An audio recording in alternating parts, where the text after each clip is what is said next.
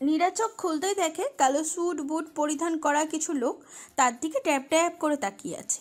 গতকাল রাতেই নীরাকে ধরে এই আধার পল্লীতে নিয়ে আসা হয়েছে। সারা রাত নীরার ঘুম হয়নি। ভোর হওয়ার কিছু সময় পূর্বেই নীরার চোখের পাতায় ক্লান্ত হয়ে এক হয়েছে, কিন্তু দিনের আলো ফুটতেই নীরার ঘুম ভেঙে যায়। তখনই সে দেখে কালো স্যুট বুট পরিধান করা লোকগুলোকে। নীরা কোনোভাবেই ধারণা করতে পারছে না এরা কারা।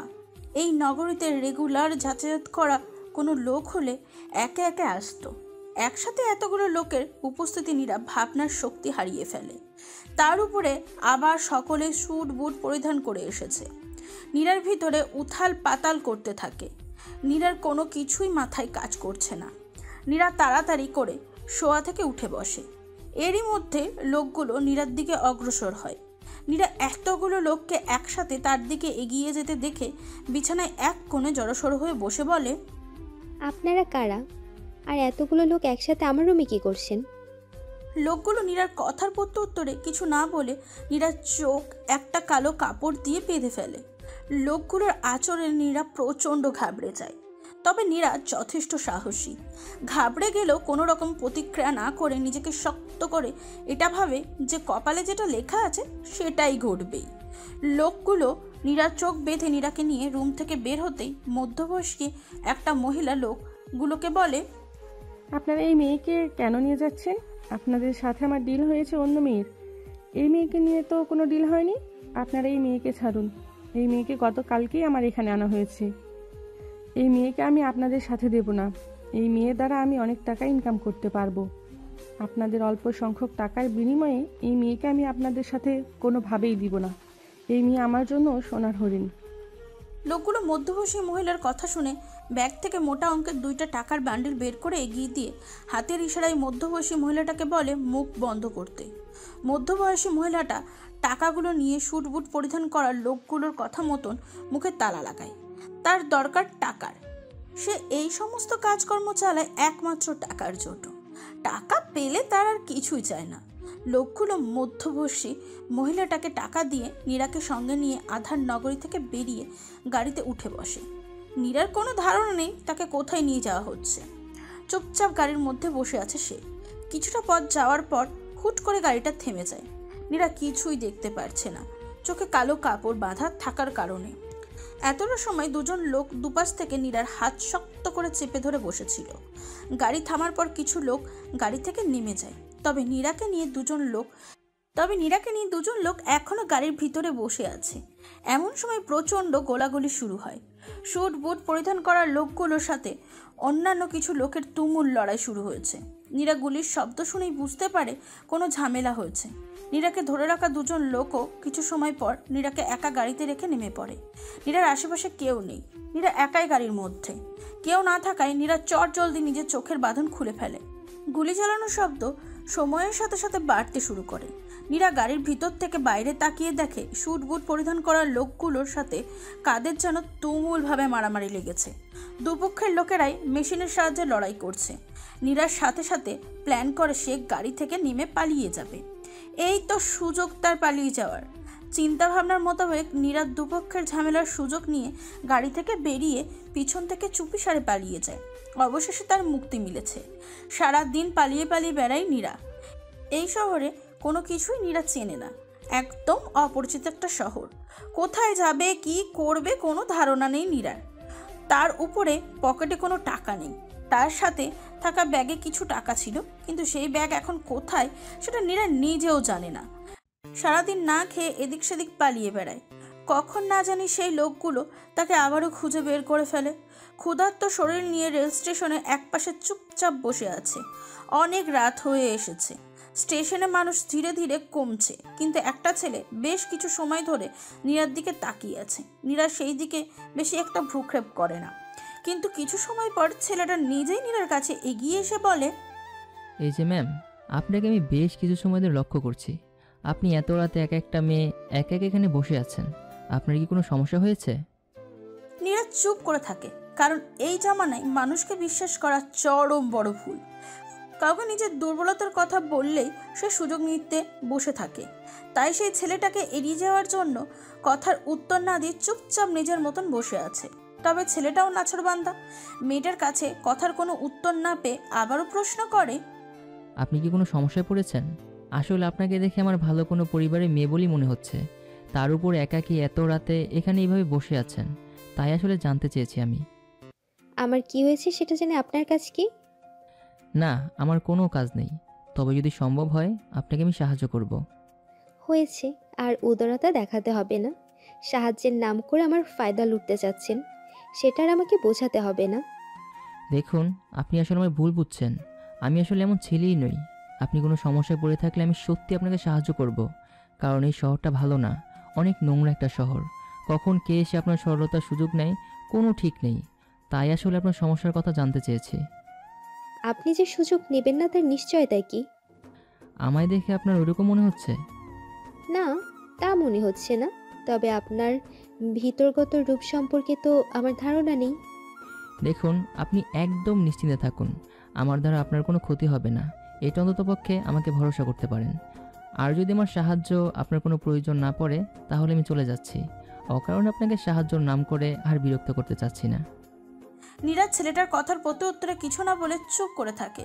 ছেলেটা নীরার কাছে কথার কোনো উত্তর না পেয়ে বুঝতে পারে মেয়েটা হয়তো তার থেকে সাহায্য নেওয়ার কোনো ইচ্ছেই নেই, বা তাকে মেয়েটা বিশ্বাস করতে পারছে না। তাই সে আর কথা না বাড়িয়ে চলে যেতে শুরু করে। কিছুটা দূরে যাওয়ার পর হুট করেই ছেলেটাকে ডাক দেয় নীরা। এই যে শুনুন। ছেলেটা পিছন ফিরে উত্তর দেয়, জি বলুন। আপনার সাহায্য প্রয়োজন আমার। আমি আসলে দ্বিধাদ্বন্দ্বে ছিলাম এতটা সময় কি করব, তবে আমার কাছে আর কোনো উপায় নেই আপনার সাহায্য নেওয়া ছাড়া।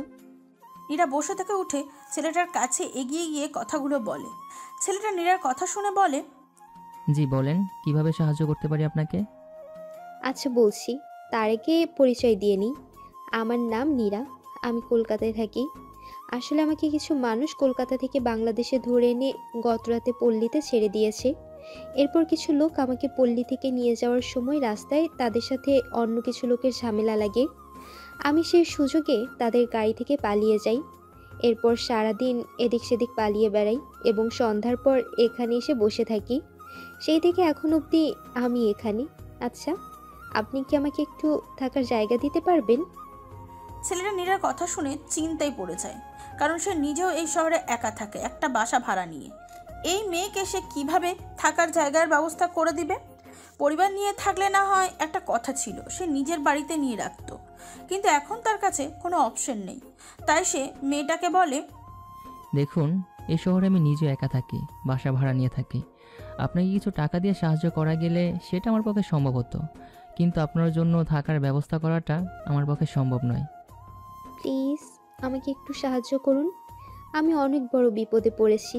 আপনি একা থাকুন আর যাই থাকুন, আমার সমস্যা নেই। না, এটা কি করে হয়? আমি একা একটা ছেলে আর আপনি একা একটা মেয়ে। না, এটা সম্ভব না। দেখুন, এটা করা ছাড়া আমার কাছে আর কোনো উপায় নেই।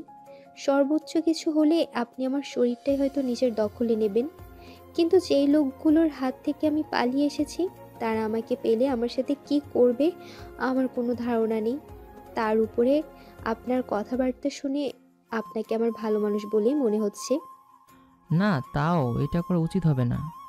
দেখুন, আপনার সাথে যেতে আমার কোনো আপত্তি নেই।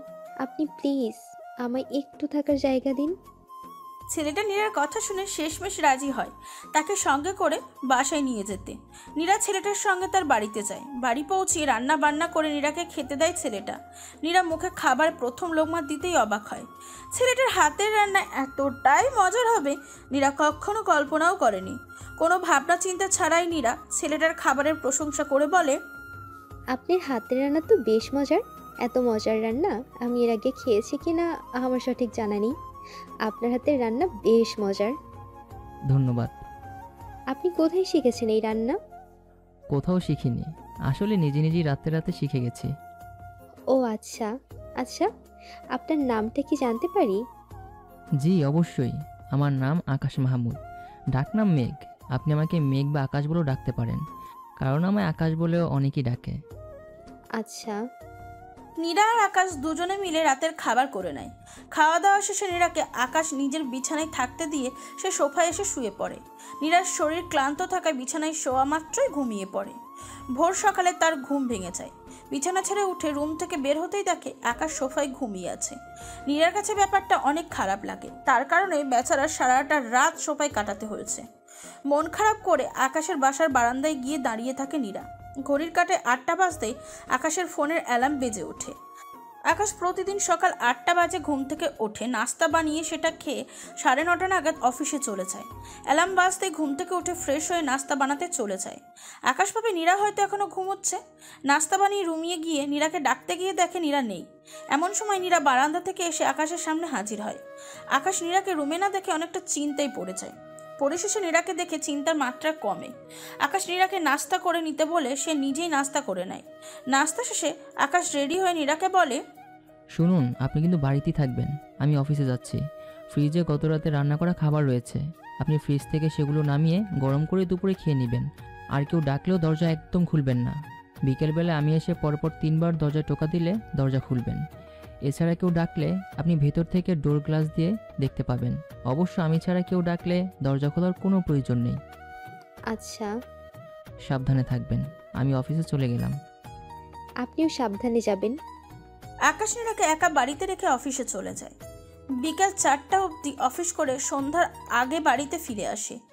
দরজা 3টে বাড়ি দিতেই নীরা দরজা খুলে দেয়। আকাশ বাসায় প্রবেশ করে গোসল করে ফ্রেশ হয়ে নেয়। এরপর নীরাকে জিজ্ঞাসা করে দুপুরে খাওয়া দাওয়া এবং গোসল করেছে কিনা। কিন্তু নীরা বলে খাওয়া দাওয়া করেছে কিন্তু গোসল করেনি, কারণ তার পরনে কোনো কাপড় নেই। আকাশ কিছু না বলে চুপচাপ গিয়ে আলমারি থেকে একটা শার্ট বের করে সেটা পরিধান করে এসে নীরাকে বলে, চলেন আমার সাথে। কোথায় যাবেন?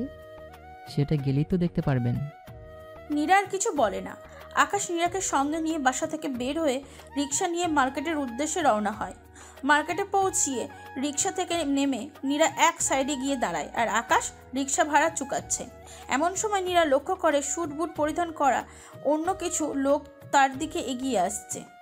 নীরা ঘাবড়ে যায় লোকগুলোকে তার দিকে এগিয়ে আসতে দেখে। অবশ্য যদিও বা এই লোকগুলো তারা নয় যারা নীরার চোখ বেঁধে নিয়ে যাচ্ছিল, কিন্তু তাও নীরা বুঝতে পারে এই লোকগুলো তার কাছেই আসছে। লোকগুলো নীরার একদম নিকটে চলে আসে। এমন সময় আকাশ ভাড়া চুকিয়ে নীরার কাছে আসে। লোকগুলো আকাশকে দেখা মাত্রই উল্টো ঘুরে বড় বড় কদম ফেলে পালাতে শুরু করে। নীরা প্রচণ্ড অবাক হয় লোকগুলোর কাণ্ড দেখে। নীরা বুঝে উঠতে পারছে না লোকগুলো কেন এমন করলো। নীরার পাশাপাশি আকাশ নিজেও বেশ অবাক হয় লোকগুলোর কাণ্ড দেখে। আকাশ ভাড়া চুকানোর সময় খেয়াল করেছে নীরার দিকে স্যুট বুট পরিধান করা লোকগুলো অগ্রসর হয়। নীরা ভয় পেয়ে আছে। স্যুট বুট পরিধান করা লোকগুলো আকাশকে দেখা মাত্রই উল্টো ঘুরে পালাতে শুরু করে। নীরা প্রচণ্ড অবাক হয় লোকগুলোর কাণ্ড দেখে। নীরা বুঝে উঠতে পারছে না লোকগুলো কেন এমন করলো। নীরার পাশাপাশি আকাশ নিজেও বেশ অবাক হয় লোকগুলোর কাণ্ড দেখে। আকাশ ভাড়া চুকানোর সময় খেয়াল করেছে নীরার দিকে স্যুট বুট পরিধান করা লোকগুলো অগ্রসর হওয়ায় নীরা ভয় পেয়ে আছে। কিন্তু সে নীরার কাছে যাওয়া মাত্রই লোকগুলো তাকে দেখে কেন উল্টো ঘুরে পালাতে শুরু করলো সেটা সে নিজেও বুঝে উঠতে পারছে না। অবাক হয়ে আকাশ নীরার কাছে প্রশ্ন করে, নীরা, লোকগুলো এইভাবে পালাতে শুরু করলো কেন? তা তো আমি নিজেও বুঝে উঠতে পারছি না। আপনার প্রশ্নের উত্তর তো আপনি নিজেই ভালো বলতে পারবেন। আমি নিজেই তাদের দেখে ভয় পেয়েছিলাম। স্যুট বুট পরিধান করা লোকগুলো কোনো কারণবশত আমার কারণে এভাবে চলে গেলে তারা কখনোই আমার দিকে এগিয়ে আসতো না। আপনি আমার কাছে আসার পরেই তারা হুট করে এভাবে উল্টো ঘুরে চলে গেছে। অদ্ভুত, আমায় দেখে পালানোর কি আছে? তা তো আমার থেকে আপনি নিজেই ভালো বলতে পারবেন। আজব, আমি কিভাবে বলবো বলুন তো? আমি তো তাদেরকে চিনিই না। আমি সাধারণ একটা চাকরি করি। এসব স্যুট বুট পরা লোকের সাথে আমার কোনো কালই কোনো সম্পর্ক ছিলই না। তাহলে তারা আমায় দেখে এভাবে পালালো কেন? আমি যদি কোনো বড় মাপের লোক হতাম তাহলে একটা কথা ছিল। আমি তো মাত্র অল্প কয় টাকা কামাই করা একজন সাধারণ কর্মজীবী। আমায় দেখে এভাবে চলে যাওয়ার কোনো প্রশ্নই আসে না। তাহলে তারা কেন এভাবে চলে গিয়েছে তা সঠিকটা আমার জানা নেই। আচ্ছা, ওসব এখন বাদ দিন। আর আপনি আমায় একটা কথা বলেন তো, স্যুট বুট পরিধান করা লোকগুলো আপনার পেছনে কেন পড়ে আছে?